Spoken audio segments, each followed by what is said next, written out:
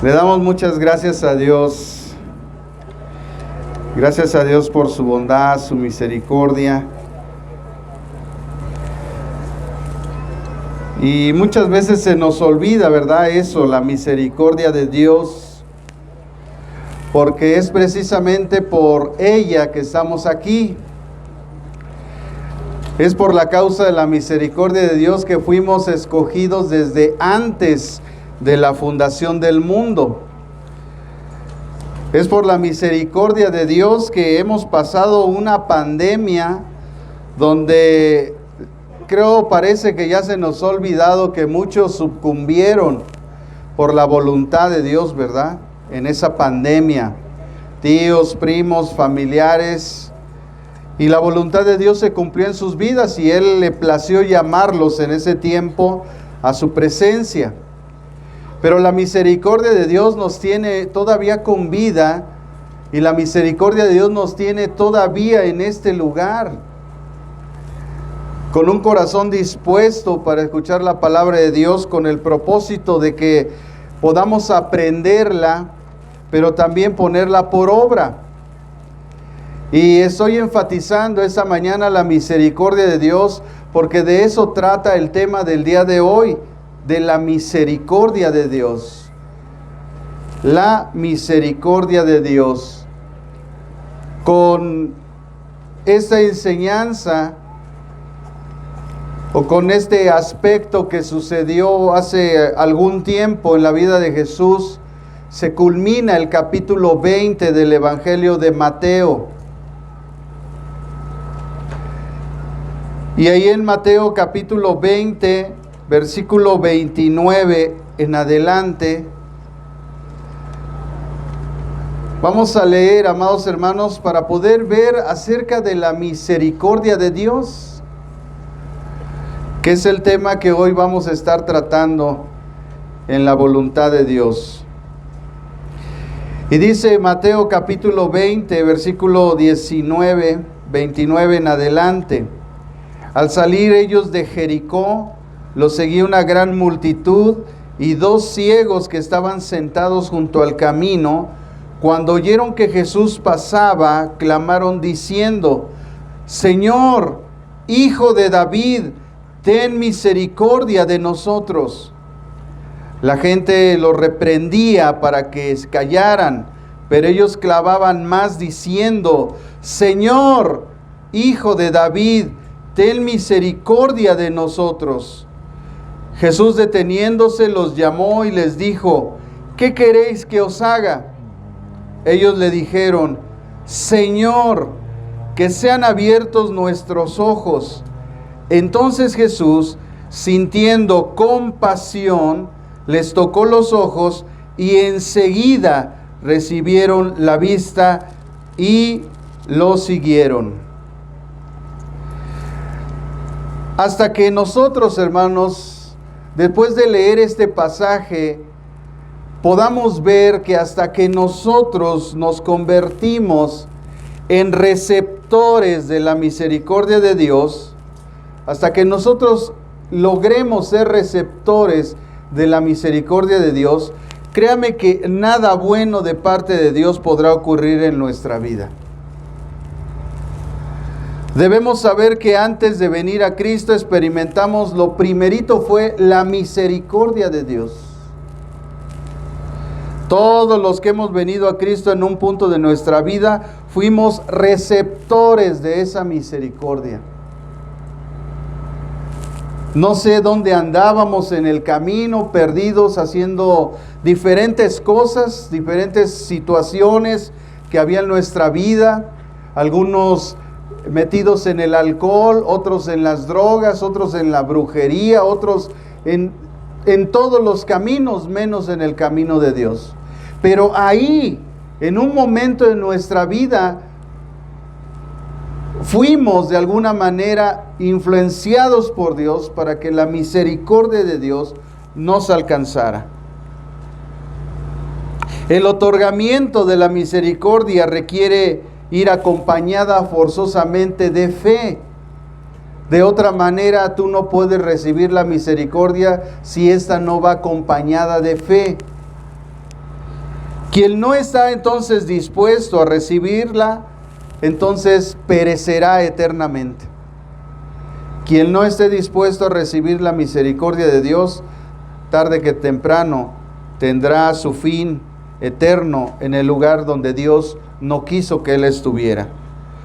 Parte del Evangelio es enseñar la misericordia de Dios por medio de la obra redentora de Jesucristo.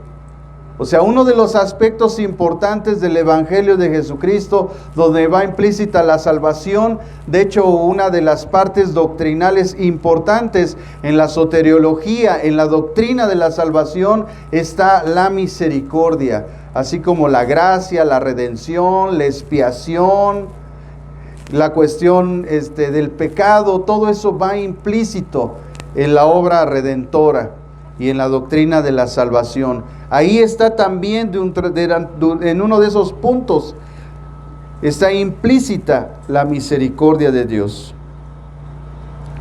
Tenemos entonces también que aprender que la misericordia es un acto soberano de Dios.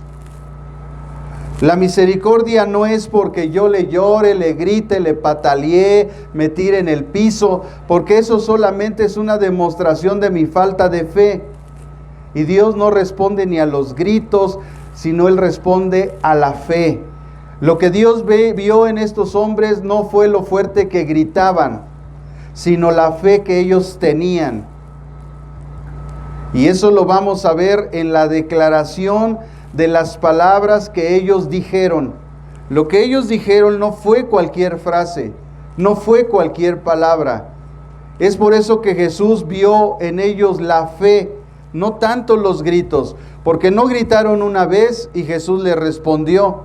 Estuvieron gritando muchas veces, pero a través de lo que ellos declaraban continuamente, Jesús se dio cuenta que en ellos había fe.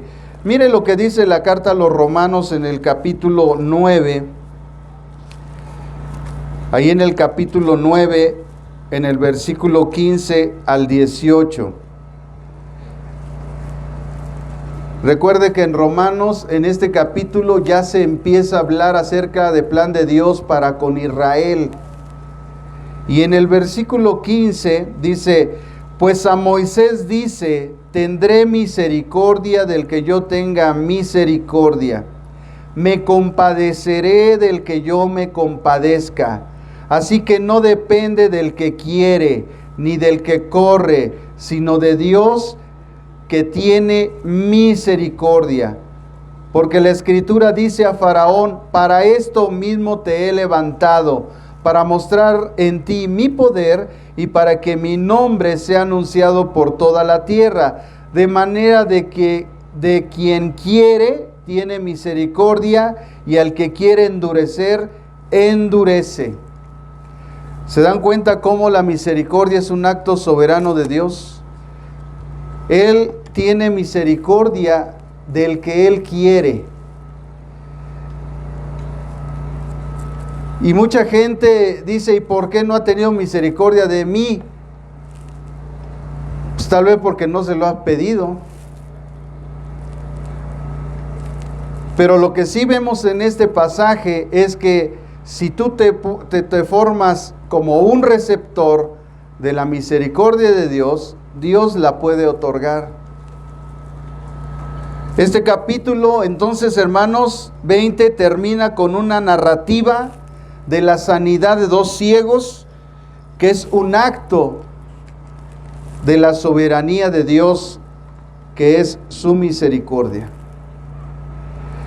Cuando nosotros no entendemos que Dios no está obligado a darnos nada, Él tampoco estuvo obligado a salvar a nadie, fue su misericordia la que actuó para poder hacer un plan, un proyecto de salvación para la humanidad. En el momento en la eternidad que Dios vio que el pecado entró al hombre, Él inmediatamente vio cómo todas las generaciones caminaron directitas al infierno. Entonces hizo Él un plan para que en ese camino de las generaciones ellos recibieran un mensaje de parte de unos enviados unos cletos apostolos, como dice Romanos capítulo 1, que Dios nos ha dado un apostolado. La palabra griega es cletos apostolos, que es ser enviado a una labor específica, y la labor específica que nos fue encomendada es ir y predicar el evangelio. Así que la palabra apóstol o apostolos no es un título, es una labor. Pero hoy se ponen títulos, cuando es solamente el señalamiento de una labor. Es como decir, él es mecánico, él es herrero. Se habla de la labor. Así, él es apóstol, es su labor, pero no es un título para que yo me sienta la mamá de los pollitos. Ese es un error, hermano, que la gente está cometiendo en este tiempo, y es porque el corazón del hombre es orgulloso, altivo y soberbio. Así de simple. No hay otra forma como expresarlo, hermano. Y tengo que hacer énfasis muchas veces eso, hermano, y puede haber que haya gente que escuche esto continuamente de mí, pero es que eso nos advirtió Jesús. Ese es el énfasis de la enseñanza de Jesús en los últimos tiempos. Que los verdaderos siervos de Dios continuamente estemos señalando el error del engaño. Porque se nos advirtió, y no es casualidad, que vendrían falsos profetas, falsos apóstoles y falsos maestros acompañados de falsas enseñanzas. Y si nosotros estamos ubicados en el tiempo correcto y sabemos que este es el último tiempo, entonces a usted le va a zumbar el oído continuamente de los verdaderos siervos de Dios, que vamos a estar señalando ese error. Porque si no, usted va a ser engañado. La herramienta de Satanás en el último tiempo va a ser el engaño. Y si es posible, va a engañar aún a los escogidos. Aún, si es posible. Ahora sí que en pocas palabras, si usted se deja. Por eso hacemos mucho énfasis en eso. Y discúlpeme, hermano, y si a usted ya no le gusta este asunto, pues no me interesa. Yo no estoy para agradarle a usted, estoy a agradarle al Señor. Así es que usted se va a cansar de escuchar que allá afuera hay falsos, y punto. Porque esa es la voluntad de Dios. Y yo lo que hago es cumplir con la voluntad de Dios. A mí no me interesa que usted reciba palabras que le alivien su oído, cosas que usted quiere escuchar. No, usted va a escuchar lo que Dios quiere que usted escuche. Imagínese que el Señor viene en este tiempo. ¿Cuál creen que sería el mensaje de Dios para la gente de esta generación? El mismo: arrepiéntanse. Sería el mismo mensaje que Él dio hace 2000 años en Jerusalén, más de 2000 años. Sería el mismo mensaje: arrepiéntanse. Y si ese es el mismo mensaje que daría Jesús, entonces en ese momento estoy seguro de que estoy bien. Jesús no vino a endulzar sus enseñanzas. Jesús no vino a apapachar a la gente con su pecado. Jesús no vino a que la gente se sintiera bien. Ay, es que en esa iglesia se siente tan bonito. No, hermano, yo estoy aquí para que usted esté ahí, lo abrace el Morfeo y empiece a cabecear. Yo estoy aquí para que usted se despierte, porque si usted se me duerme, usted va a ser engañado. Estamos en una generación donde el espíritu del anticristo ya está actuando todo ese plan satánico en la vida y en la mente de las personas. Los sistemas de pensamiento, las falsas religiones, el ateísmo, todas esas manifestaciones que están habiendo que son increíbles. O sea, ya prácticamente estamos en un mundo casi endemoniado. En muchos lugares, en muchos testimonios se escucha de familias que se caen las cosas, que se prende la luz, que se apaga, que vieron una sombra, que están experimentando situaciones.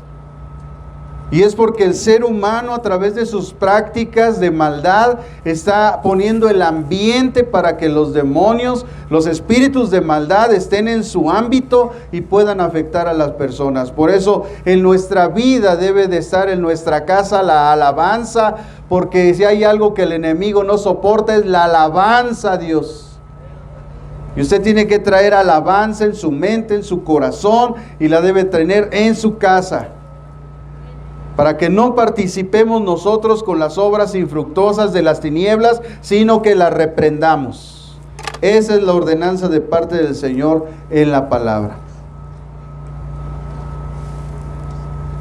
Así que, amados hermanos, lo acontecido en este pasaje nos muestra la misericordia de Dios, con 2 ciegos. Y vamos a ver estos aspectos importantes de ese pasaje y vamos a analizar versículo por versículo de una forma sistemática para que podamos descubrir principios, podamos descubrir también cosas importantes que el Espíritu Santo nos quiere enseñar para que Cristo sea formado en nuestra vida y para que nosotros aprendamos la sana enseñanza, la sana doctrina y podamos ver la verdad de Dios a través de estas escrituras.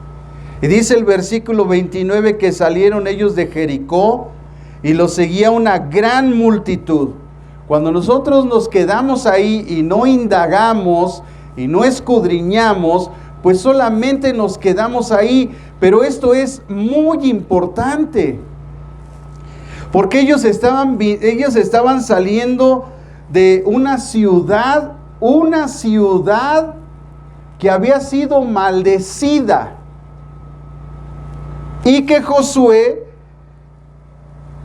ahí en el capítulo 2 hasta el capítulo 6, y de hecho específicamente en el capítulo 6 del libro de Josué, Josué maldijo esa ciudad y maldijo al que la volviera a construir.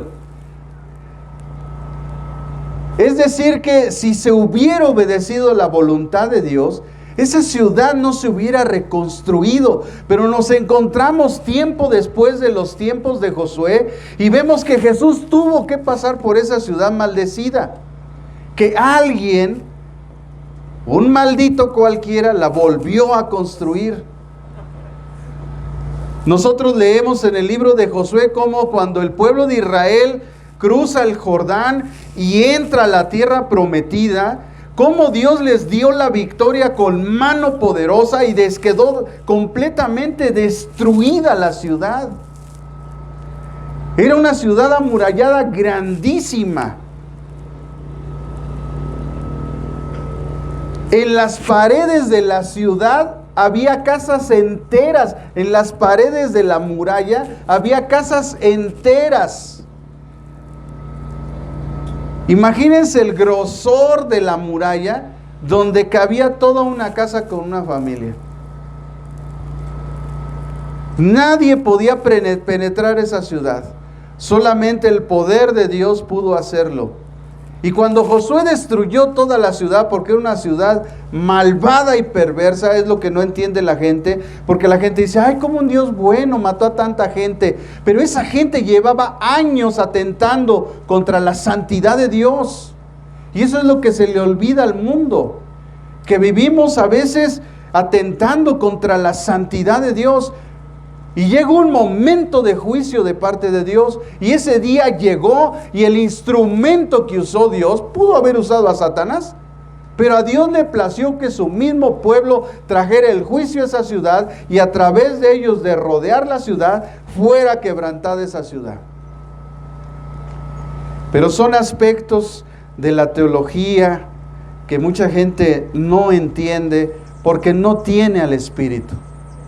Porque si nosotros entendemos cuán santo es nuestro Dios, debemos de pensar más de una vez atentar contra su santidad.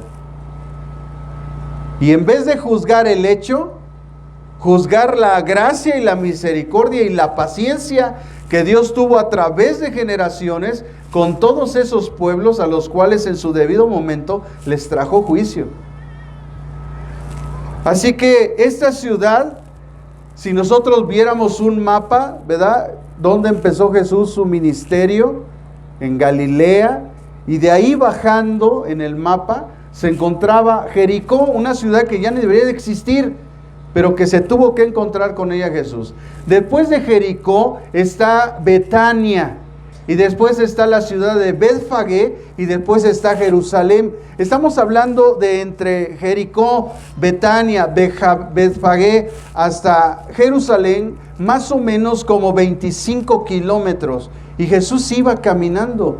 Y en ese trayecto, después de haber ido a esa ciudad maldecida, manifestando Jesús su misericordia, que a pesar de la desobediencia, de la voluntad de Dios, Dios a través de Jesús se paró en Jericó, porque Él ya no tenía que pararse ahí, si era una ciudad maldita. Pero ahí vemos el corazón de Dios, que siempre dice que el corazón de Dios, el deseo de Dios es que nadie se pierda, sino que todos procedan al arrepentimiento.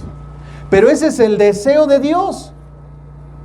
Mi deseo también es que usted no se pierda. Pero si usted se quiere perder, ¿yo cómo lo detengo? Si ni Dios interviene. Cuando una persona no quiere, Dios no interviene. Yo no soy más que Dios.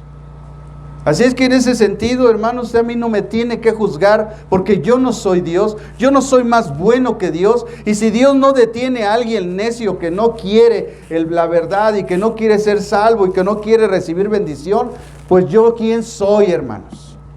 Usted quiere ser restaurado, adelante, hermano, bienvenido, Dios le bendiga, qué bueno que está en su corazón. Pero si usted no quiere, yo no lo voy a traer a rastras, yo no voy a estar ahí, ¿verdad?, todos los días en su casa, porque eso es algo de la voluntad, del corazón, porque eso nos hace ver que Dios está teniendo misericordia de usted. Porque el que fluye para que usted responda es Dios. Pero probablemente por su necedad y por su corazón no arrepentido, por esa causa Dios no hace que su misericordia toque su corazón y usted venga para restauración. Por eso leímos Romanos capítulo 9, donde dice claramente que Él tiene misericordia del que Él quiere tener misericordia, y Él se compadece del que Él quiere compadecerse. Y hay gente como Faraón, que aunque ven todas las cosas que les están pasando, su corazón se sigue endureciendo. Y le dice Dios, para eso fuiste formado, para destrucción. Y ahí es cuando la gente debería de temblar. Si su corazón está endurecido, debería de temblar, porque tal vez hasta para eso fue diseñado. Pero si ha habido señales de mi salvación, de mi regeneración, y lo único que manifiesto es desobediencia a Dios, bueno, hermanito, pues entonces prepárate, porque el juicio está, la ira de Dios está sobre de ti.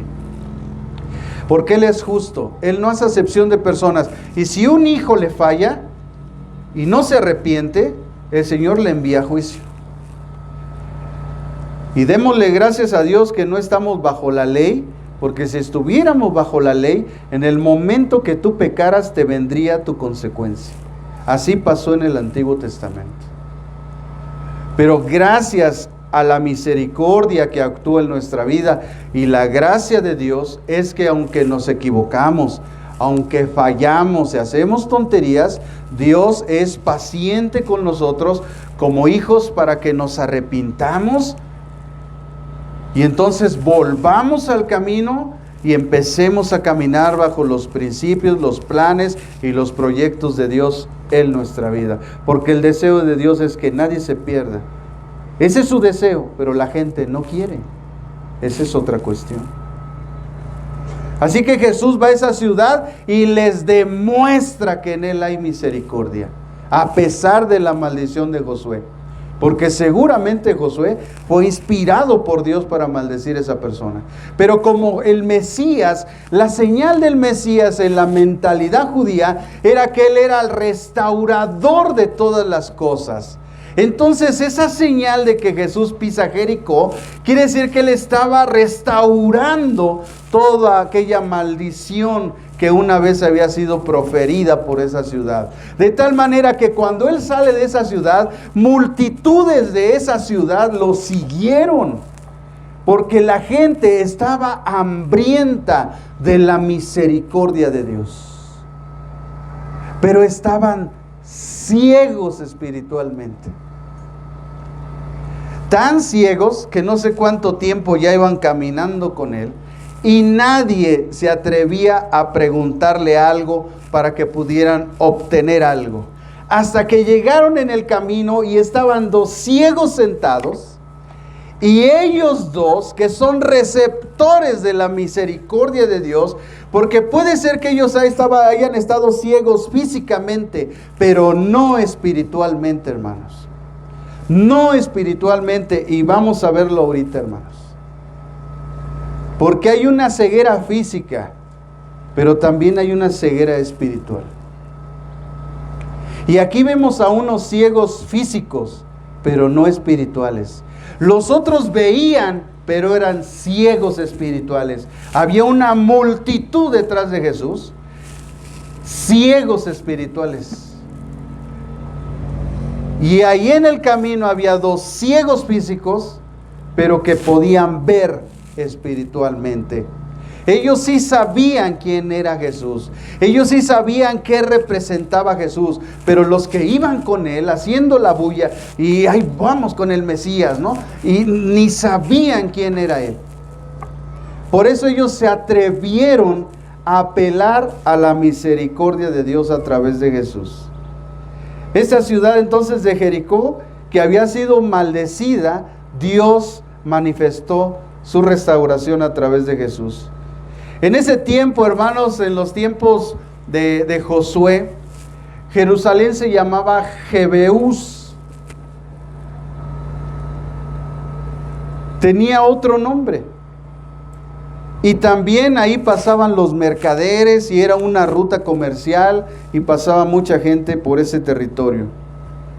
Entonces en este pasaje se nos dice que Jesús salió a esta ciudad maldecida y esa multitud que le seguía pertenecía a esa ciudad. Oiga usted, Jesús, el Rey de Reyes, el Señor de los Señores, y atrás de él un montón de malditos. A su mecha. Pasó como David cuando se metió a la cueva de Adulam.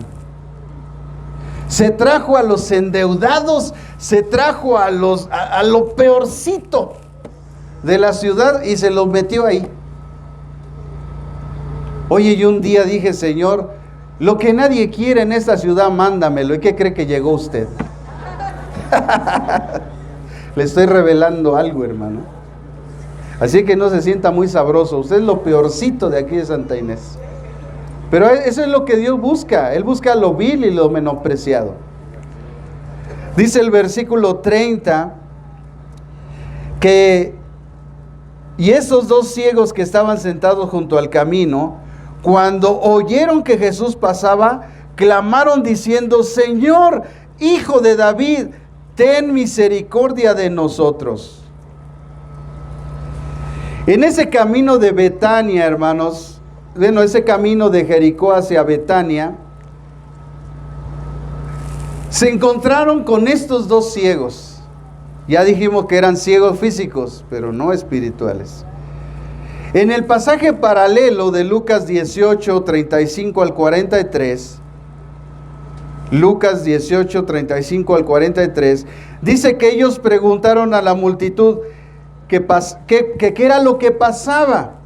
Y ellos le dijeron que pasaba Jesús Nazareno. De tal manera que de esa manera ellos se enteraron, porque seguramente ellos nada más oían el bullicio de la gente, y dijeron: ¿qué pasa? Han de haber detenido a alguien. Dijeron: ¿qué pasa? Y dijeron: es Jesús Nazareno. En el momento que ellos supieron quién era el que iba pasando, la misericordia de Dios, hermanos, tuvo efecto en sus corazones. Y de toda la multitud que iba ahí, no dice cuántos, solamente dice multitud, solo 2 hombres obtuvieron un beneficio de Jesús. Esto es algo de verdad muy trascendental. Así que ellos, al oír esa algarabía y saber que pasaba Jesús, comenzaron a llamarlo diciendo en gran voz: Señor, Hijo de David, ten misericordia de nosotros. Pero cuando nosotros leemos las palabras en la traducción al español, nos quedamos a medias. Por eso es importante indagar el original. Sabemos que el Nuevo Testamento se escribió en griego, pero para conocer realmente qué era lo que ellos estaban declarando, porque tú también a Jesús lo llamas Señor, pero nunca te sujetas a Él. Pero ¿qué era? ¿Qué palabra usaron ellos? La palabra griega que ellos usaron es kurios. La palabra Señor en griego es kurios, o la que ellos usaron, porque hay varias palabras para declarar Señor, pero específicamente la palabra kurios se usa para Dios, nada más. Esa palabra griega solo se usa para Dios. Entonces ellos no solamente dijeron Dios, no solamente dijeron Señor, como tú cuando le dices Señor, no, ellos dijeron kurios. Kurios, que significa el Señor, el dueño de todas las cosas, el Dios. Y después dijeron Hijo de David, lo estaban identificando como el Mesías, el servidor de toda la humanidad. Y precisamente a eso venía Jesús, a convencer a sus hermanos judíos de que Él era el Kurios y de que Él era el Mesías. Por eso Jesús, fue llamada la atención de Jesús para con estos hombres, porque lo que ellos estaban declarando no era cualquier palabra. Los judíos no pueden llamar kurios a cualquier persona, menos a un ser humano. Estos dos hombres eran judíos, estaban en el camino, tenían una necesidad y reconocieron al kurios, al Mesías, y por esa causa captaron a Jesús. Hermanos, Dios sabe que tú le dices a Él Señor, pero también Él sabe si realmente Él es tu Señor. Porque si tú estás haciendo tu voluntad, yo no creo que Él sea tu Señor. Si Él te manda a amar a los demás, debes de amar a los demás, y por lo tanto manifiestas que Él es tu Señor. Si Él te manda a perdonar, tú debes de perdonar, porque eso manifiesta que Él es tu Señor. Porque quien te lo mandó no es el vecino, no es el presidente de México, no es tampoco la presidenta de Nextlalpan. Quien te lo mandó es el Kurios, el Señor Dios Todopoderoso. Si Él te manda algo, en el momento que tú lo haces, manifiestas que Él es tu Señor. En el momento que tú le desobedeces, lo único que manifiestas es que tú eres de lengua, me como 2 tacos. Nada más. Tienes a Jesús nada más de labios, pero no lo tienes en tu corazón. No lo tienes como una premisa para tu obediencia, para tu comportamiento, para tu actitud, para que tu pensamiento cambie. Lo tienes nada más para tu conveniencia.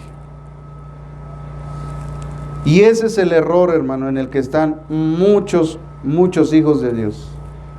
Hasta que ustedes y nosotros o yo mismo reconozcamos que Él es el Kurios, vamos a captar la atención de Jesús y vamos a obtener su misericordia en todas las áreas de nuestra vida.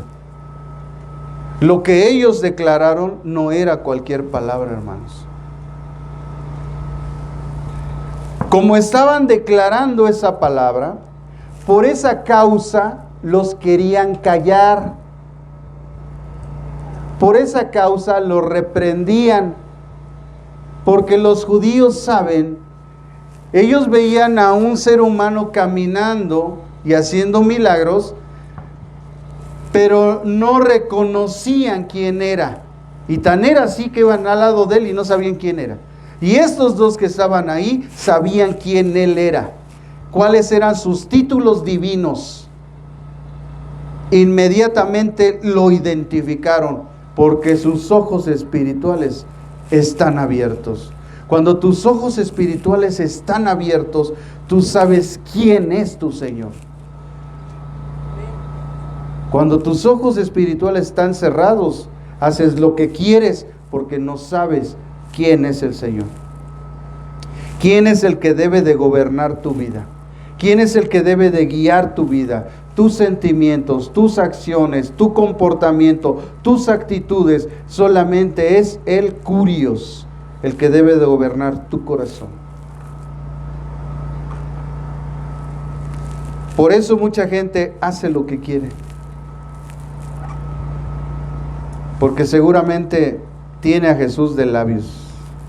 Así Jesús les dijo una vez: no todo el que me dice Señor, Señor, va a entrar en el reino de los cielos, sino el que hace la voluntad de mi Padre que está en los cielos. ¿Por qué? Porque Él era solamente el transmisor de la voluntad de Dios. Dios hablaba en la eternidad y Jesús, al ir a orar, escuchaba la voz de Dios, porque cuando nosotros oramos entramos en ese plano dimensional de la eternidad para escuchar la voz de Dios, para escuchar su voluntad. Y se lo voy a repetir, ojalá le caiga el 20. Todo lo que yo hago, yo no lo hago por mi voluntad. Todo lo que yo hago, lo hago consultando a Dios. Todo lo que se hace en esta iglesia, yo primero lo consulto con Dios. Si hay alguien al que yo me acerco, es a Él. Y le digo: Señor, esto está pasando, entro en ese plano dimensional, entro a la eternidad, me siento con Él, me pongo frente de Él y le digo: Señor, esto está pasando en la iglesia, dirígeme, ¿cuál es tu voluntad? ¿Qué tengo que hacer? ¿Cómo le tengo que hacer? Y entonces yo bajo como Moisés y voy al pueblo y digo lo que Dios quiere que nosotros hagamos. Eso es lo que hace un verdadero siervo de Dios. Es por eso que la religión puso intermediarios, santos, y la gente, como no entiende que puede tener acceso directo a Dios, está usando de intermediarios. Los hijos de Dios no necesitamos intermediarios. Los hijos de Dios hablamos con Dios, y si Él me va a decir algo, me lo va a decir a mí. Si tú eres hijo de Dios, si quiere que Él quiere que tú sepas algo y tú estás en oración, Él te lo va a decir a ti. Porque hay un principio, hermanos. Dios trata, apréndete esto, Dios trata personalmente. Él no necesita intermediarios, que alguien vaya y te diga lo que Él dice, que alguien dijo que te tenían que decir. Dios no usa intermediarios. Hermanos, por favor, quítese esas cosas de la Iglesia Católica ya de su corazón. Nosotros no necesitamos intermediarios. Nosotros vamos a la palabra profética segura, vamos a orar directamente al trono de la gracia para obtener oportuno socorro. Pero es algo que está en nuestra mente, porque hay una contaminación en nuestro corazón. Todo lo que usted sienta o piense, dígale al Señor: si es de ti, déjalo conmigo, si no, quítalo. Hermanos, Dios no va a violar sus principios, siempre se los he dicho. Y a veces hasta públicamente me han obligado a veces a decir cosas, porque se los he repetido 1000 veces y parece que no lo han escuchado. Dios no necesita intermediarios. Y a veces he tenido que reprender a líderes diciendo: mira, hermanito, tú no vayas y le digas a otro hermano, te vengo a decir esto porque Dios me dijo. Porque Dios trata personalmente. Dios santifica personalmente. Él no viola sus principios. Y cualquier cosa que sale de sus principios, hermanos, no proviene de Dios. Ay, hermano, el día que la iglesia aprenda esto. Así Jesús, hermano. Jesús no necesitó intermediarios.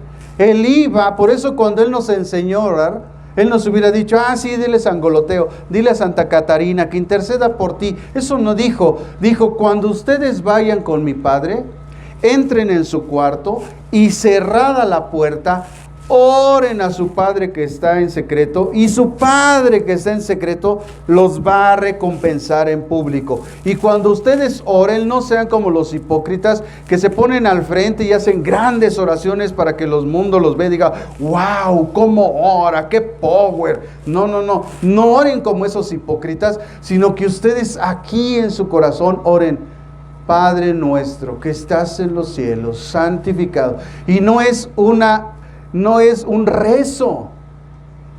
La oración del Padre Nuestro nos muestra los lineamientos, ¿verdad? En un orden sistemático, cómo y qué nosotros tenemos que pedirle a Dios. Y mientras estamos orando, si nos acordamos que alguien tiene algo con nosotros, debemos entonces de ir con nuestros hermanos y pedir perdón o restaurar la relación y regresar y ahora sí presentar nuestra ofrenda delante de Dios. Nuestras peticiones, porque si ustedes no perdonan a sus hermanos aquí en la tierra, tampoco mi Padre que está en los cielos los perdonará, lo que cual quiere decir que la gente está viviendo en pecado. Hermanos, todos esos son principios. Y dice la carta a los hebreos, oigan, ustedes debiendo ser maestros, ¿todavía tengo que darles leche? Porque no quieren madurar.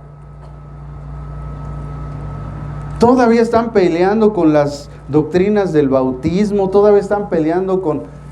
Esa es leche. Y eso lo dice la Escritura para la gente inmadura. Hermanos, nosotros ya debemos de ser maestros, nosotros ya debemos de ser usados en otro plano de parte de Dios para traer a la gente al conocimiento de Dios, con sana enseñanza y sana doctrina. Así Jesús, hermanos, no es cualquier cosa lo que estaban declarando estos hombres, está diciendo curios. Lo estaban reconociendo como el Señor, el dueño de todas las cosas, y ese solamente puede ser Dios. Por eso captaron la atención de Jesús. Ellos hicieron esta declaración, pero esta declaración fue acompañada de fe. ¿Por qué? Porque no la hicieron una vez, la hicieron varias veces.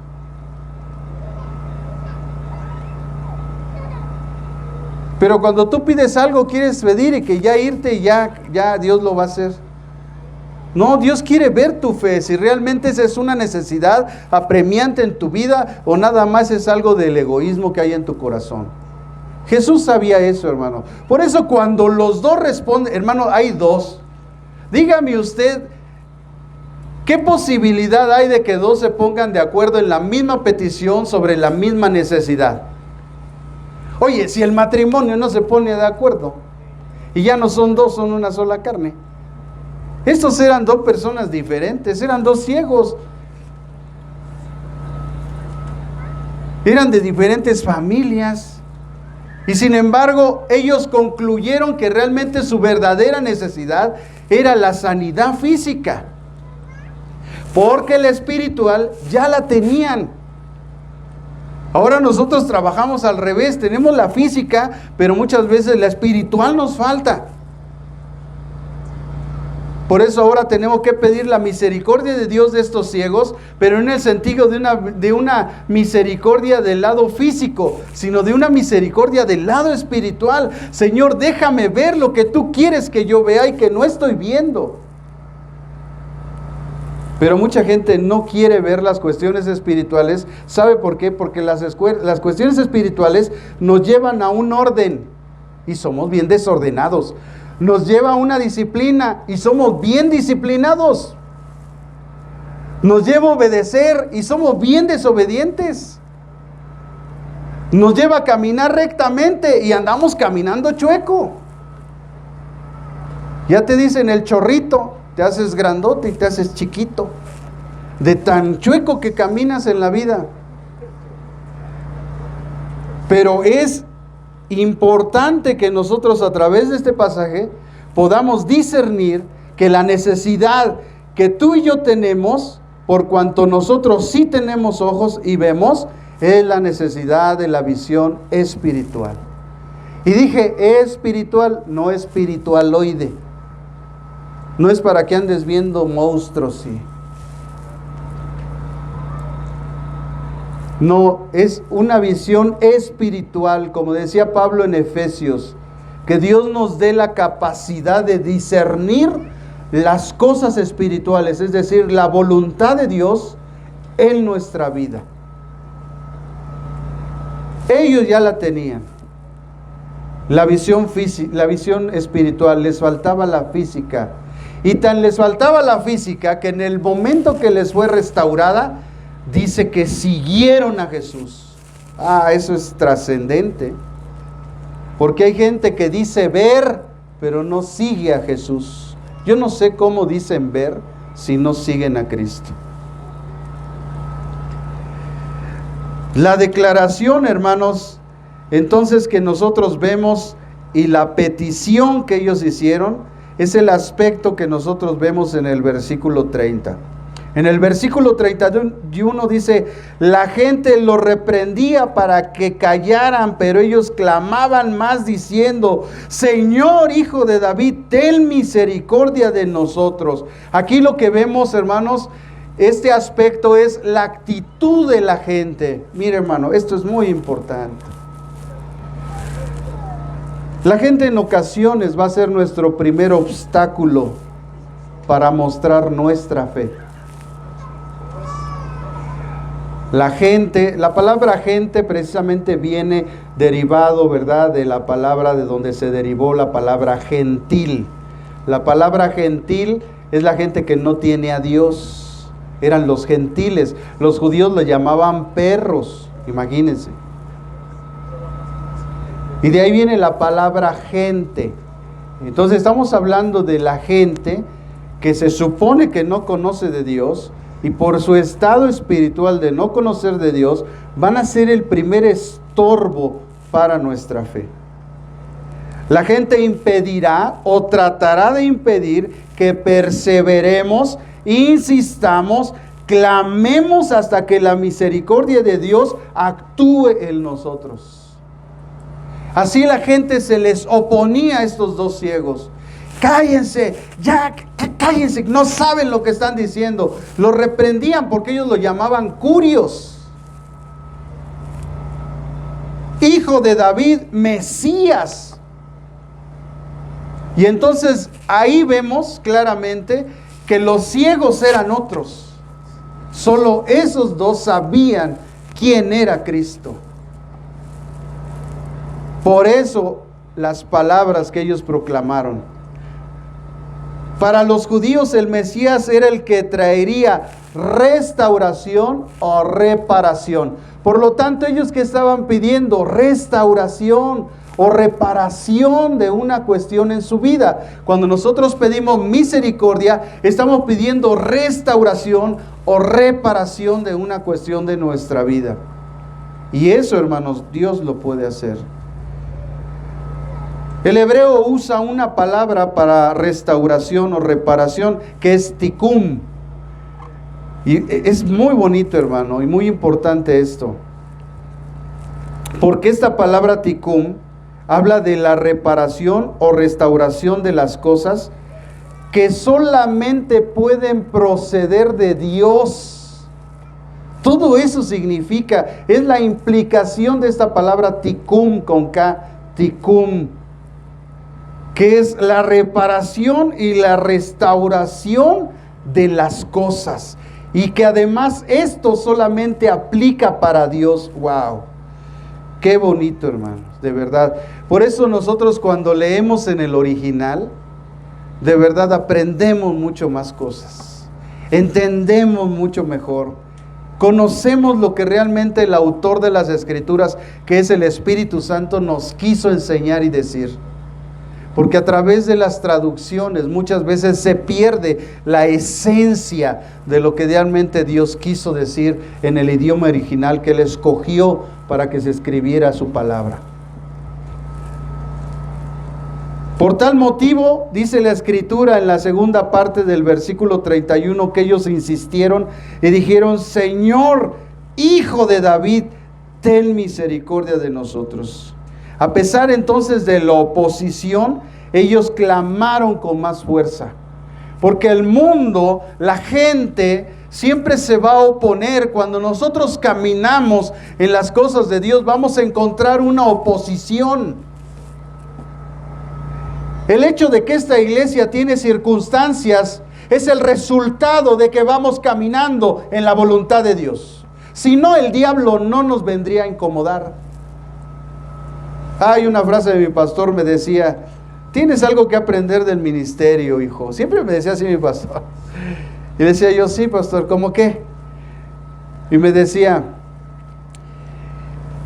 preocúpate cuando no te pase nada. Cuando tú ya estés así baquetón, rascándote la panza y no veas circunstancias, preocúpate porque no estás incomodando al infierno. Pero cuando tú vas caminando, cuando tú vas haciendo la voluntad de Dios, el infierno se vuelca contra ti, se opone. Hay gente que se quiere oponer, hay gente que no quiere que hagas lo que tú tienes que hacer. Pero tú tienes que resistir y perseverar porque estás en la voluntad de Dios, porque estamos en el mundo, pero no somos de este mundo.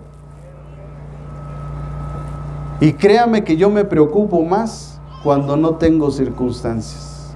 Y claro que las circunstancias nos traen así, pensando, orando y pidiéndole a Dios dirección, pero realmente no nos debe de preocupar, porque esa es la señal de que nosotros nos damos cuenta que estamos en la voluntad de Dios.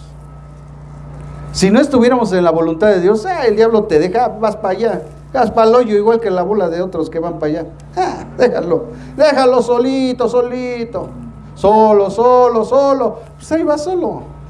Pero cuando tú estás en la voluntad de Dios, lógicamente que el enemigo ha puesto, ¿verdad?, adversarios para que cuando nosotros caminemos por el camino correcto, encontremos ahí estorbos, encontremos ahí obstáculos, encontremos alguien que se nos atraviese, que no deje que nosotros trate de impedir que nosotros caminemos en la voluntad de Dios. Pero a pesar de todo eso, nosotros tenemos que perseverar, insistir, empujar y seguir empujando.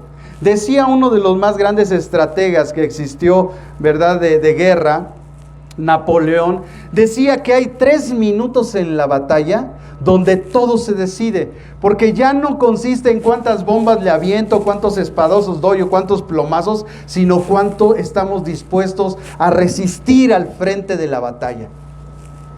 Por eso la Escritura es muy sabia y nos dice: sométanse a Dios, resistan al diablo y Él huirá de vosotros. La Biblia es muy sabia, hermano. Solamente que se nos olvidan esos principios. Cuando estás en situaciones difíciles, lo único que tienes que hacer es pararte, tomar tu escudo de la fe, ponerte el yelmo de la salvación, la coraza de justicia, calzarse con el apresto del evangelio de la paz y pararte firme y resistir al enemigo. Es lo único que tú tienes que hacer. Y eso nos lo enseña Efesios capítulo 6. Es la forma en que nosotros vencemos todas las situaciones. Por tal motivo que ellos insistieron, y a pesar de la oposición, ellos siguieron clamando con más fuerza. Y en este pasaje tenemos que aprender también que los números judíos, hermanos, son muy importantes. Mucha gente dice: ¿por qué Mateo dice que fueron 2 ciegos?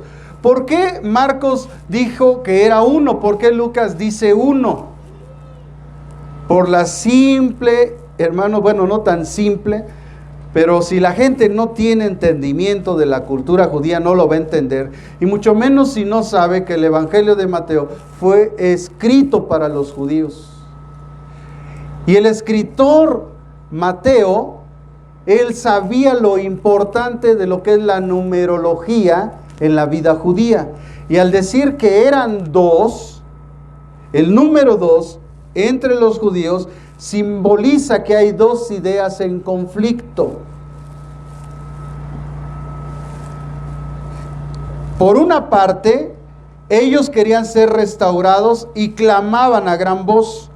Y por otra parte, Ellos enfrentaron oposición. La gente quería que se callaran y lo reprendían. Por eso él dijo 2.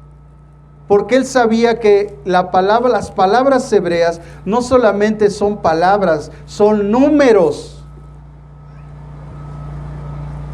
Y esas palabras y esos números representan algo, hacen visualizar algo. Nosotros leemos el español y leemos una palabra y ya, porque nosotros sí tenemos, ¿verdad?, un alfabeto y aparte tenemos una numerología aparte. Pero en el griego, en el romano y en el hebreo, las letras y las palabras son números, representan números, además de la simple letra. Y al decir el 2, estaba diciendo que había 2 cuestiones en conflicto, que es a lo que nosotros debemos de tener mucha atención, porque cuando nosotros hacemos la voluntad de Dios, siempre va a haber frente de nosotros un conflicto. Chato, ¿te quieres casar? No, chata, no quiero. Dos cuestiones en conflicto. Una sí quiere y el otro no quiere.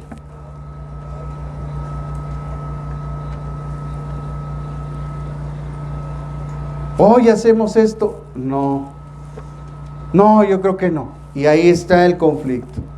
Pero siempre una parte está en la voluntad de Dios y la otra parte no. Por eso hay conflicto.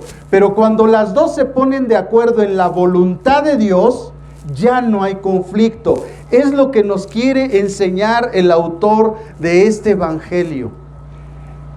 Que si los dos caminamos en la voluntad de Dios, no vamos a tener conflicto. ¿Te casas conmigo? ¿Es la voluntad de Dios? Sí, entonces sí me caso. Se acabó el conflicto. Pero ¿qué pasa cuando no? Su mecha. Qué tremenda es la vida, hermanos. ¿Ven la importancia, hermanos, de conocer lo que significan las palabras, lo que el Espíritu Santo realmente nos quiso enseñar? Siempre que alguien no está en la voluntad de Dios, escuche, va a haber un conflicto. No puede haber 2 verdades, solo hay una, No puede haber 2 caminos, solo hay un camino. No puede haber 2 bautismos, solamente hay un bautismo. Por eso la oración del apóstol es para que todos sean uno. Un solo bautismo, un solo Dios, ahí está clarísimo. Y la gente vive peleando con la doctrina del bautismo porque no ha entendido cosas básicas de la Escritura. Pero para eso están los maestros, para que les enseñen. Y si no, échenmelos y yo los reprendo por no ponerse a estudiar. ¿Ya ven, hermanos? Cuando hay un conflicto, aprendas esto, cuando hay un conflicto en algo, es porque alguien está poniendo la voluntad de Dios y el otro no. Cuando estamos todos en comunión bajo la voluntad de Dios, no hay conflictos. Imagínense que convocamos a todos los pastores. ¿Y quiénes vienen? Los que están en la voluntad de Dios. ¿Nos mandó Dios que nos uniéramos? ¿Nos mandó Dios que nos amáramos? ¿Nos mandó Dios que fuéramos un cuerpo? Sí. Entonces lo que están viniendo, ¿qué quiere decir? Que ellos están en la voluntad de Dios, y los que no, pues no. ¿Por qué? Porque ellos están en un conflicto con nosotros, por cuanto ellos no están en la voluntad de Dios. Porque si Dios nos mandó y dijo, en esto conocerán que son mis discípulos, en que se aman los unos a los otros, si esa es la voluntad de Dios, eso tenemos que hacer. Los que hacemos la voluntad de Dios no tenemos conflicto, pero los que no hacen la voluntad de Dios tienen un conflicto con nosotros. Y eso pasa en todos los lugares.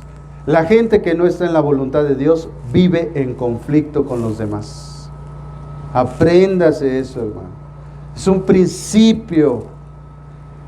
Por eso, yo pienso esto, tú piensas esto. Vamos a ver la voluntad de Dios.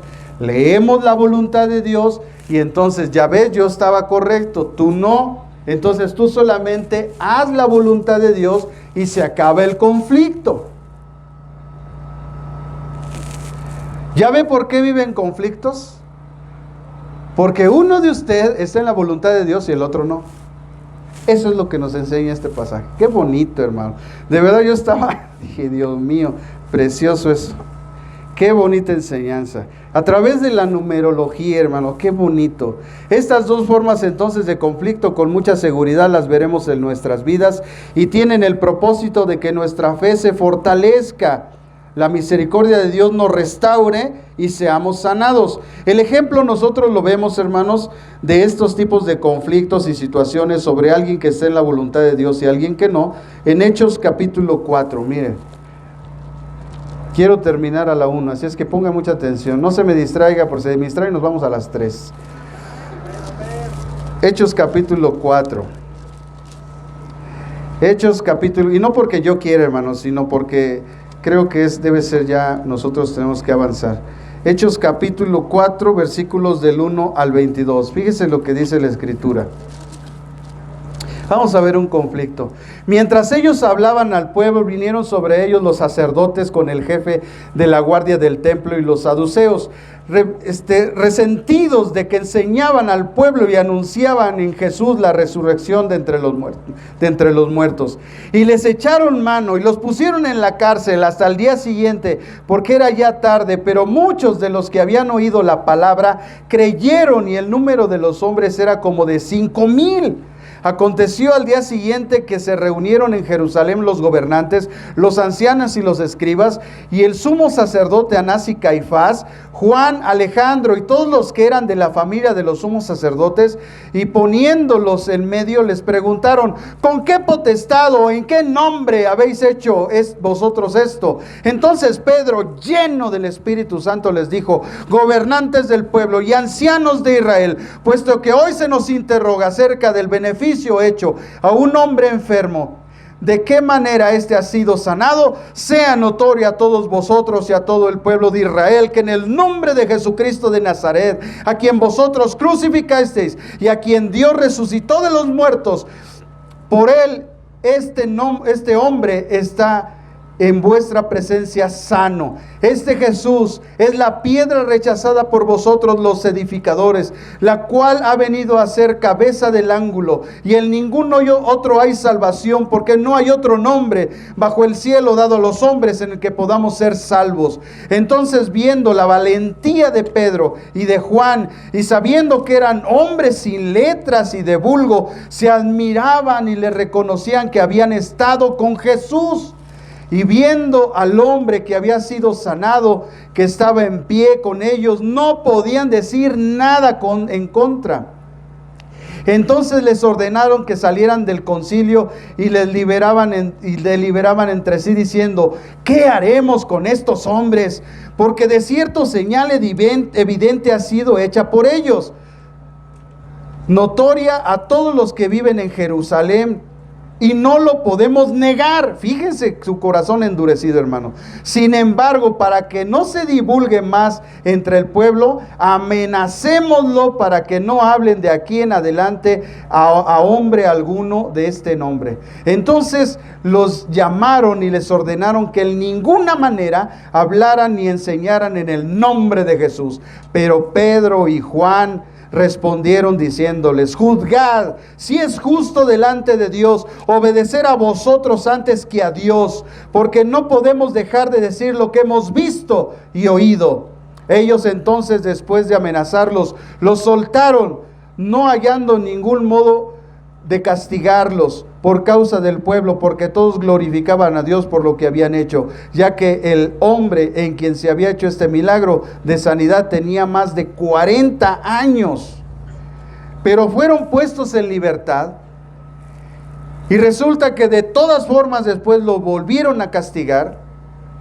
Y dice el versículo 29, después de que los azotaron y salieron, dijeron: ahora, Señor, ahí están los apóstoles solos diciendo: mira sus amenazas y concede a tus siervos que con toda valentía hablen tu palabra, mientras extiendes tu mano para que se hagan sanidades, señales y prodigios mediante el nombre de tu santo Hijo Jesús. Cuando terminaron de hablar, el lugar que estaban congregados tembló, y todos fueron llenos del Espíritu Santo y hablaban con valentía la palabra de Dios. Hermanos, cuando alguien está en la voluntad de Dios, va a encontrar oposición de los que no están. Aquí está claro en este pasaje, en este ejemplo. Pero los que estamos llenos del Espíritu Santo de Dios, no nos va a importar, porque estamos en la voluntad de Dios. Estamos en la voluntad de Dios.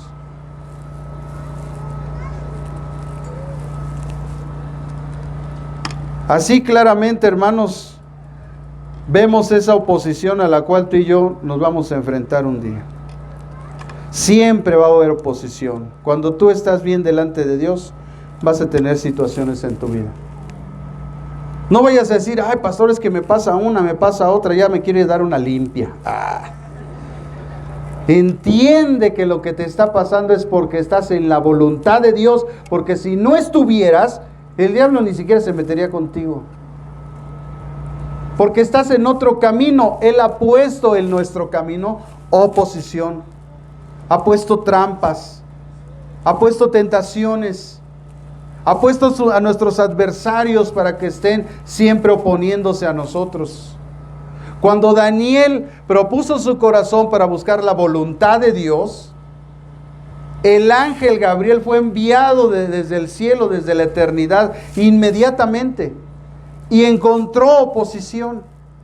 Y después Daniel la experimentó físicamente cuando lo arrojaron a la cueva de los leones, al foso de los leones. Porque todo aquel que está en la voluntad de Dios va a experimentar oposición. Y dice la Escritura en el versículo 32 que Jesús, deteniéndose, los llamó y les dijo: ¿qué quieres que os haga? ¿Qué quieres que les haga? Hermanos, el aspecto que nosotros vemos aquí es que cuando hay fe, Dios se va a detener, te llamará y te preguntará: ¿qué quieres? Como vimos, los dos ciegos no sucumbieron, hermanos, a la propaganda de desánimo, reprensión del mundo, ni a su oposición. Porque eso es lo que tú y yo tenemos que hacer. No debemos de hacer caso a la propaganda que el mundo nos avienta. ¿Ya ves? No, sí, por eso. Es que desde que te cambiaste de religión.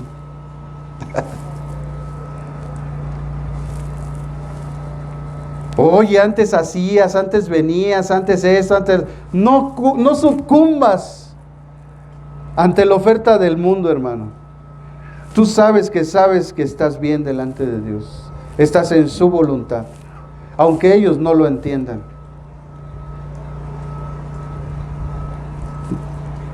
Ellos tampoco sucumbieron a la oposición que tuvieron, porque lo reprendían.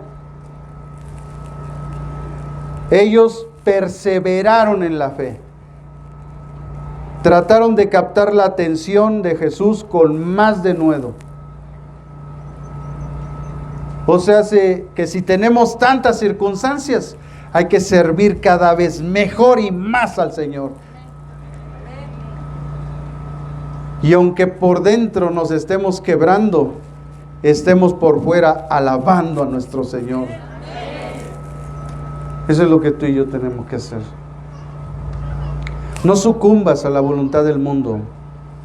Ellos no sucumbieron, lo hicieron con más denuedo.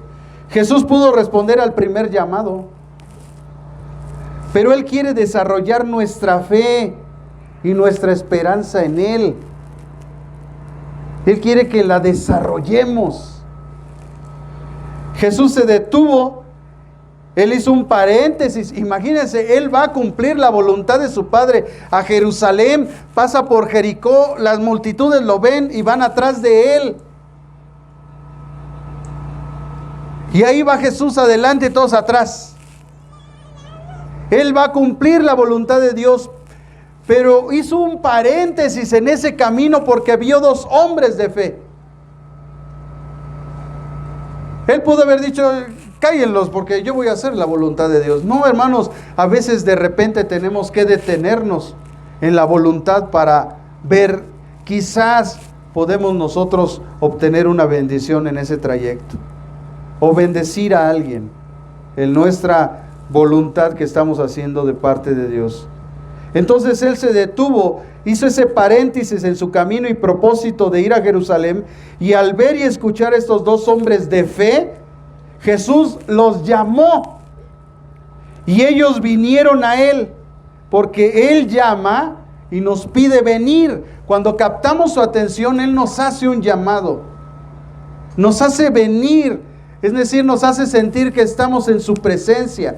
¿No le ha pasado que usted tiene una situación, está delante de Dios orando, y llega un momento en la oración que usted sabe, se da cuenta, siente en su espíritu que está en la presencia de Dios, que ya el Señor está atento a escuchar lo que usted le va a decir?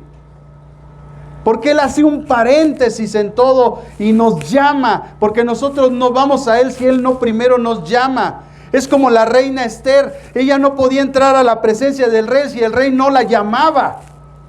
Y sin embargo Esther entró, porque esa es la perseverancia de los santos. Cuando nosotros, a pesar de los obstáculos, las circunstancias, vamos delante del rey, porque sabemos que Él es misericordioso. Es tardo para la ira y grande en misericordia. Así estos dos. Jesús entonces les preguntó. Yo digo que era obvio, ¿no? Pero hermanos, cara vemos, corazones no sabemos. Entonces muchas veces el Señor necesita saber si realmente la necesidad que hay real en nuestro corazón fluye de nuestra boca. Pero ¿saben lo más tremendo? Es que los dos contestaron al mismo tiempo. Cuando les dicen, ¿qué quieres? Café, y los dos, café, los dos. Hasta decimos, no, me debes una. Porque contestamos dos al mismo tiempo. Así los dos ciegos, que vean, la declaración de ellos, la respuesta a su petición, la hicieron los dos juntos. Hay una controversia teológica porque dicen que Marcos vio uno. No, Marcos no vio uno. Marcos identificó a uno, al otro no. Y a uno sí lo identificó y dijo que era Bartimeo, hijo de Timeo. Lo conocía Mateo, pero al otro no, por cuanto en Marcos no refirió su nombre. Entonces los teólogos asimilaron de que nada más Marcos había referido a uno. Como nada más refirió a uno, pues era uno el ciego.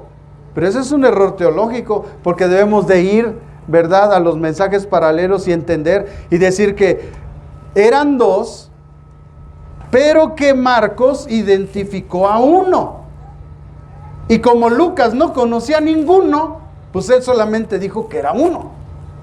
Porque vio que Marcos identificó a uno, entonces dijo era uno. Pero Mateo refiere dos. Mateo vio dos.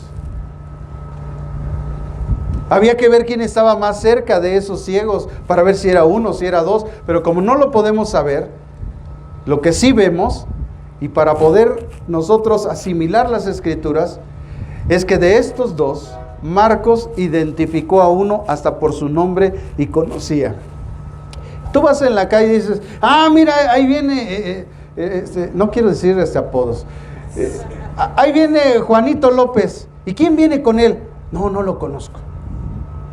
Bueno, yo identifiqué a uno y describo a uno. Eso es lo que le pasó a Marcos. Él identificó a uno y refirió a uno, y al otro no, porque no lo conocía, pero Mateo sí supo que habían dos.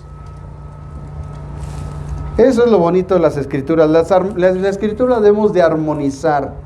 No tenemos nosotros que decir que la escritura se contradice. No se contradice, hermano. Solamente que hay una armonía.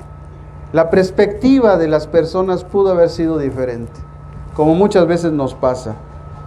Así que ellos, dice que el Señor se detiene, los llama y les pregunta, ¿qué quiere que les haga? Ellos dijeron, Señor, Que sean abiertos nuestros ojos. Ahí en su Biblia, fíjese bien, porque esto es importante. Y a veces se nos pasa a la vista porque no escudriñamos. Es la tercera vez en la que encontramos el nombre Curios. Lo cual quiere decir, en este pasaje, la tercera vez, lo cual quiere decir numerológicamente, ¿verdad? A través del pensamiento judío, porque este evangelio fue escrito para los judíos, que esto era verdadero y firme.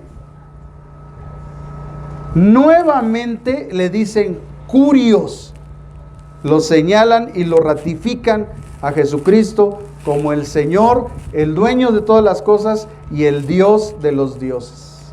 Qué tremendo es eso, hermano. Y a veces eso se nos pasa de nuestra vista. Señor, Hijo de David, ten misericordia de nosotros. Renueva nuevamente su entendimiento declarándolo el Mesías, el Dios, el Curios y el Mesías. Y por esa causa, dice el versículo 33, que ellos le dijeron, Señor, que sean abiertos nuestros ojos, porque captan la atención de Jesús por esas declaraciones. Y él dice, ¿qué quieren que les haga entonces? Y los dos contestan al unísono, Señor, que sean abiertos nuestros ojos. Hablando de sus ojos físicos.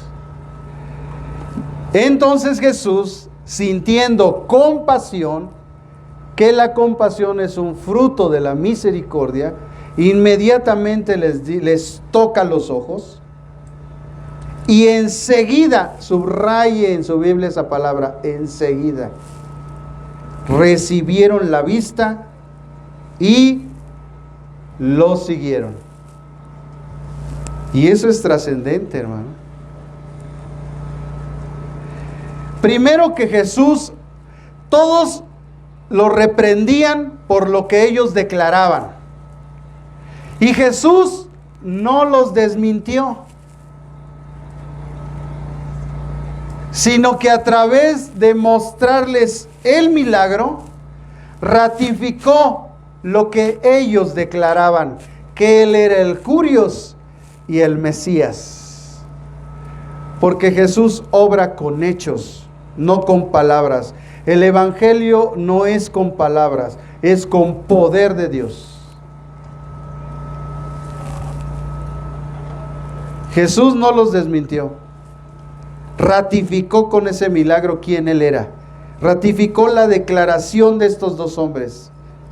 Entonces, siendo Jesús Dios, Mesías y Señor, de Él procedía la misericordia y la gracia.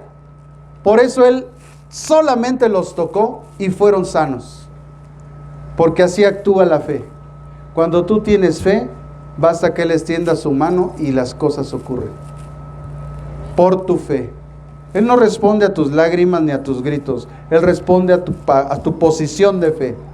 Señor, estoy triste, estoy agobiado, tengo situaciones, pero yo no sé cómo, ni sé en dónde, ni en qué momento, pero yo sé que tú me vas a ayudar. En ese momento Dios extiende la mano y trae la bendición sobre tu vida. Pero si tú te la pasas pataleando, cuando acabes el berrinche, hablamos, como le decimos a los hijos, ¿no? Ya, cuando acabes de hacer berrinche, hablamos. Ese es berrinche, hermano. No hagas berrinches delante de Dios. Ve con toda fe y confianza. Si vienes aquí, ¿verdad? Todo escurriendo ahí, las mujeres con todo el rímel acá, pras. Vamos acá con los ojos rojos, llorosos de toda la angustia, el temor, las situaciones, la aflicción, el dolor que sentimos. Pero aquí parémonos firmes delante de Dios y le decimos, Señor, yo confío en ti. ¿Por qué no levantas tu mano derecha y le dices a Dios, Señor, yo confío en ti? Dilo otra vez, Señor, yo confío en ti. Ora con todas tus fuerzas, Señor, yo confío en ti. Dale un fuerte aplauso a Dios.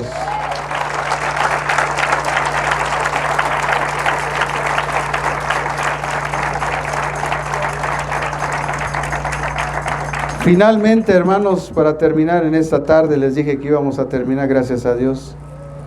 Ellos vieron sin ver. Eso es fe. Ellos vieron sin ver. Eso es fe.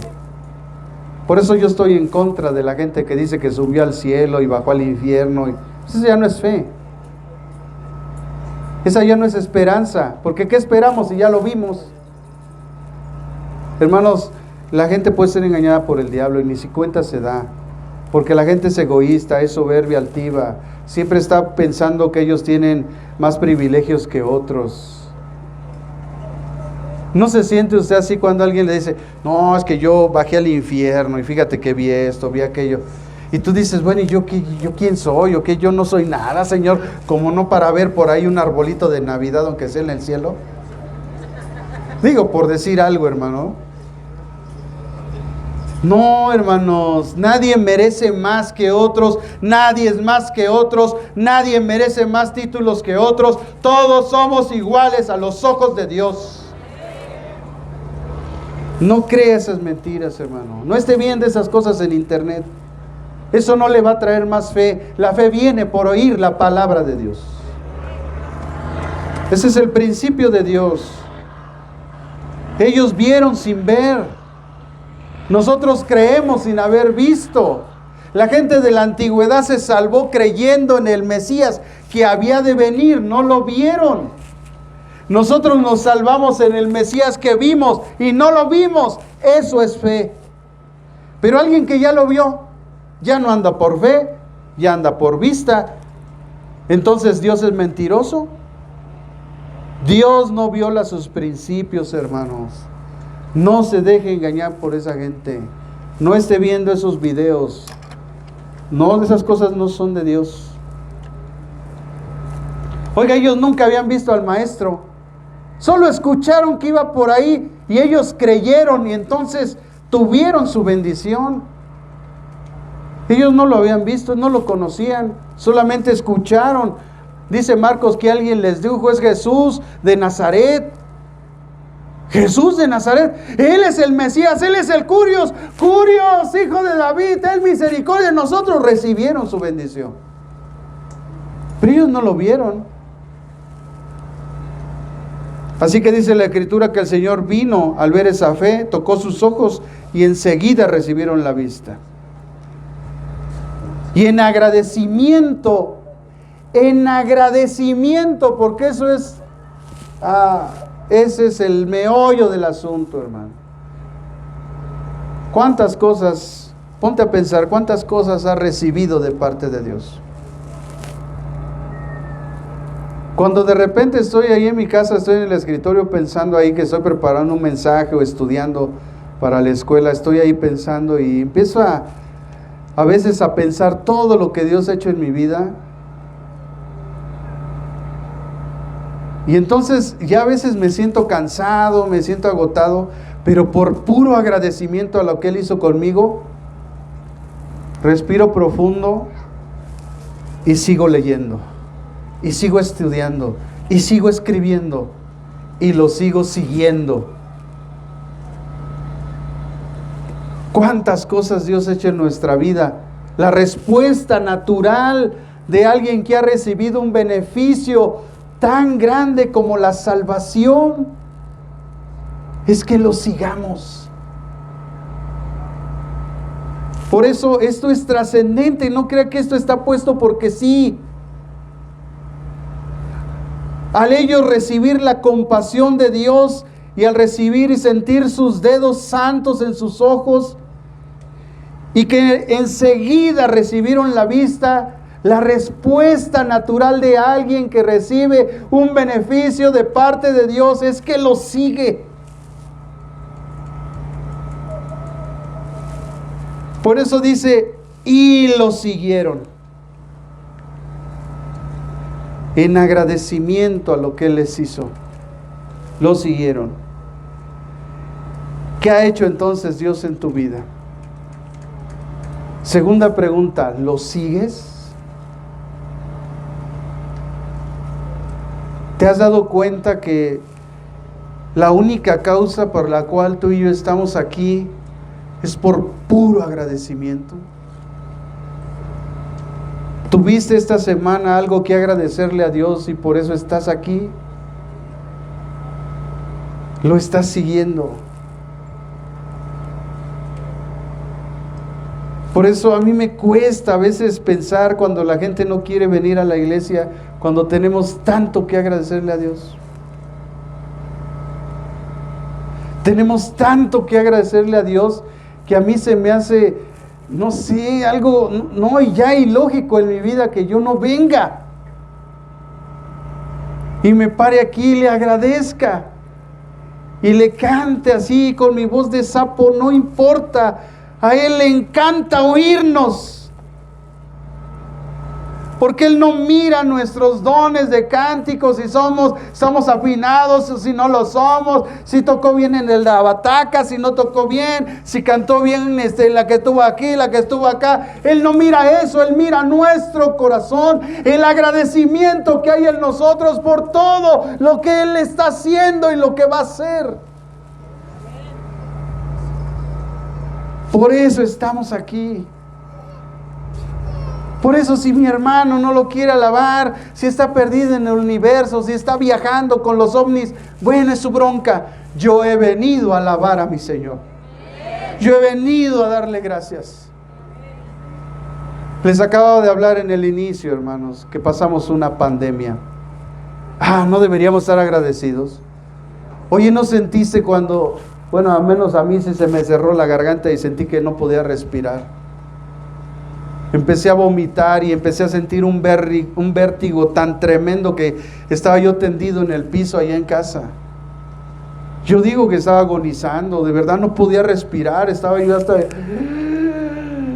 Y en ese momento que estaba ahí ya vomitado el suelo y yo tirado ahí sin poderme parar, le dije, Señor, ahí en mi mente le dije, aquí estoy.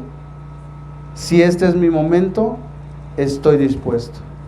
Si no, te ruego que me des fuerzas, porque me voy a levantar. Entonces, como pude, jalé mis brazos, me puse de rodillas, me levanté y me senté, y en eso entró mi esposa, y le pedí que me trajera algo para abrir mis vías respiratorias, porque no podía respirar. Y esa es una de las muchas cosas que Dios ha hecho en mi vida. Yo te pregunto, ¿qué ha hecho Dios en tu vida? ¿Te ha beneficiado con una bendición, sanando a un familiar, a un amigo, un vecino? ¿Te ha ayudado en la escuela? ¿Te ha bendecido en tu trabajo? ¿Te ha cuidado en el trayecto? ¿Has ido y regresado con bien? Hay muchas causas por qué agradecerle a Dios. Hay muchos motivos por qué venir a la iglesia. Hay muchos motivos por los cuales necesitamos alabarlo y darle gracias. Muchas gracias. Y cerrar nuestros ojos. Cierra tus ojos ahí en tu lugar. Hay muchas causas por las cuales nosotros tenemos que agradecerle a Dios. Siempre comúnmente vamos a su presencia solamente a pedirle. ¿Por qué no hoy en esta tarde solamente darle gracias por su misericordia? ¿Por qué no simplemente ahí en tu lugar traes a tu memoria todas las cosas que Dios ha hecho? Desde la primera vez, yo todavía me acuerdo, leyendo el libro de los Salmos, y el Espíritu tocó mi corazón. Entonces caí de rodillas y llorando como un niño le pedía perdón por todos mis pecados, mis ofensas, mis iniquidades, mis rebeldías, mis injusticias, mis malos pensamientos, mis malas actitudes, mis malas acciones, y solamente decía, Señor, ten misericordia de mí.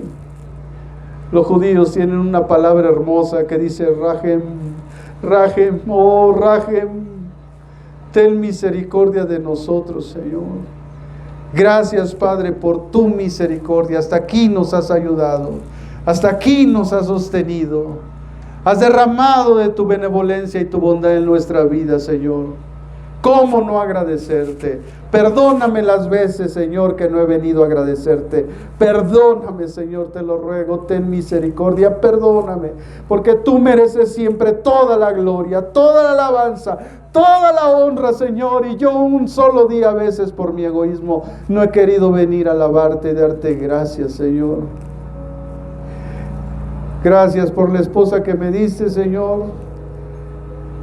Gracias por los hijos que me diste, Padre. Gracias porque un día permitiste, Señor, que trabajara secularmente. Gracias por mis compañeros de trabajo de la empresa. Gracias por mi jefe, Señor, y los jefes que tuve. Gracias por cada uno de los doctores, Señor. Gracias por la vida del doctor Coronado, Señor. No sé dónde está, pero yo lo bendigo en el nombre de Jesús. Gracias, Señor. Gracias por la vida del doctor Roberto Sánchez, Señor, mi jefe, bendícelo. Gracias, Señor. Gracias por su vida. Gracias, Señor. Gracias por la doctora, Señor, que estuvo al último conmigo. Gracias por su vida. Yo la bendigo en el nombre de Jesús. Bendigo a su familia, a sus hijos. Gracias, Señor, por mi hermano en Cristo, que también era doctor y que fue mi jefe, Señor, que en tu voluntad un día salió de la empresa, Señor. Gracias por él. Yo lo bendigo en el nombre de Jesús, donde quiera que esté, Señor. Bendigo su vida, su familia, su ministerio en Cristo, lo bendigo en el nombre de Jesús. Gracias, Señor, gracias. Gracias por toda tu misericordia, Señor. Gracias, Señor, porque perdonas mis pecados todos los días, mis malas palabras y actitudes. Gracias. Gracias porque antes de subir a este lugar, tú siempre, Señor, muestras tu misericordia en mi vida. Gracias, Señor. Gracias por cada beneficio, Señor. Gracias. Gracias por la escuela de mis hijos. Gracias, Señor.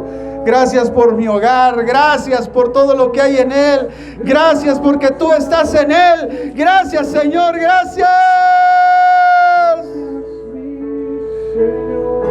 ¿Cómo no darte gracias?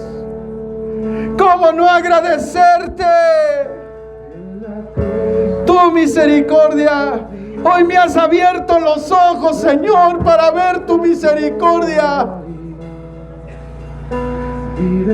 Para ver al Curios, al hijo de David, que un día en mi camino me encontró como esos dos ciegos y abrió mis ojos y me dejó ver tu majestad, tu señorío, tu misericordia, tu amor, tu gracia, Señor. Gracias. Gracias, Señor. Gracias. Gracias, Padre. Yo te doy gracias. Gracias por la iglesia Miendesclalpan, Señor. Gracias. Gracias por cada familia. Gracias por cada joven. Gracias por cada niño. Gracias. Gracias. Gracias por los líderes. Gracias por los pastores, sus familias. Gracias. Gracias. Gracias, Señor. Gracias por esta congregación. Gracias, Señor. ¿Cómo no agradecerte? ¿Cómo no seguirte? Heme aquí, envíame a mí, Señor. Yo te sigo, donde quiera que tú vayas. Hoy he visto tu misericordia. Gracias.